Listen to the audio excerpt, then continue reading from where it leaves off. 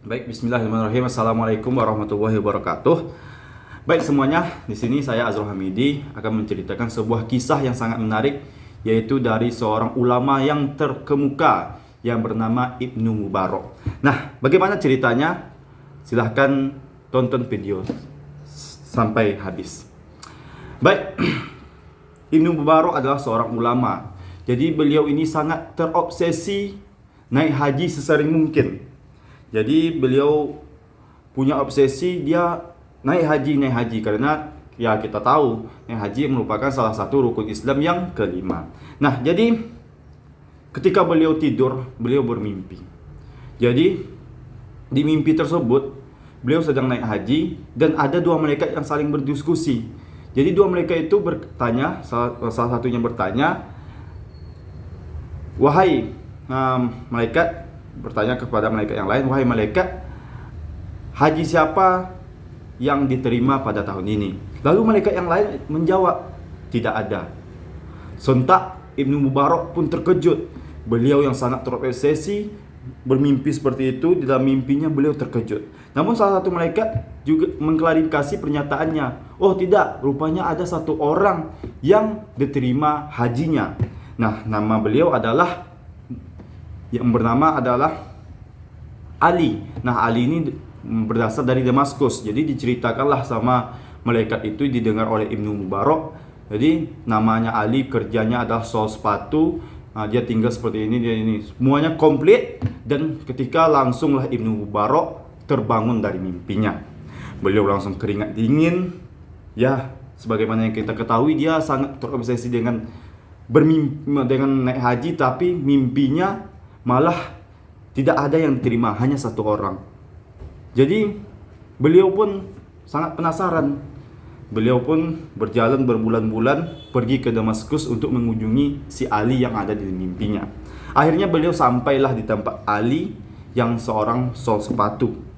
Lalu Ibnu Mubarak bertanya kepada Ali, "Wahai Ali, sesungguhnya saya bermimpi bahwa mimpi itu haji kamu diterima, cuma kamu yang diterima hajinya."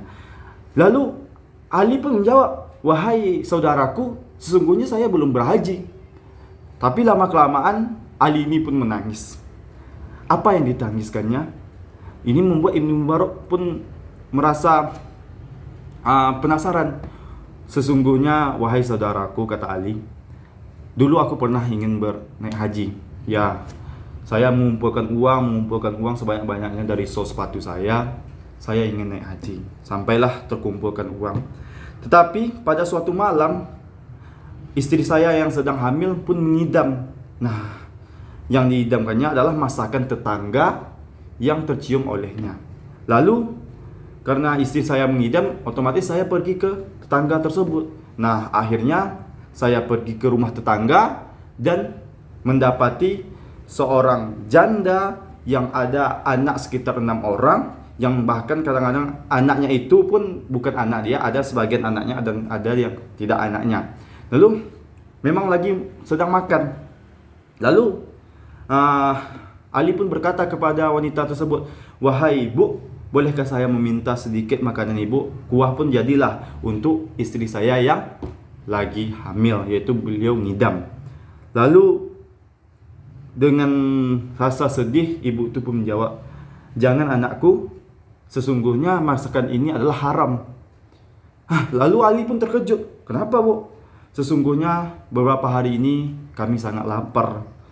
Lalu saya menemukan bangkai keledai yang terpapar dan saya memasakkan. Daripada kami meninggal, daripada kami mati kelaparan, lebih baik saya masak."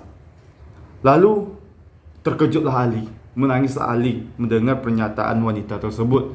Lalu Ali pun pergi ke istrinya, dan istrinya pun diceritakannya kepada istrinya, dan akhirnya istrinya pun menangis, dan akhirnya mereka sepakat uang untuk hajinya dikasih ke ibu tersebut dan anak-anaknya supaya tidak lapar lagi dan bisa makan. Jadi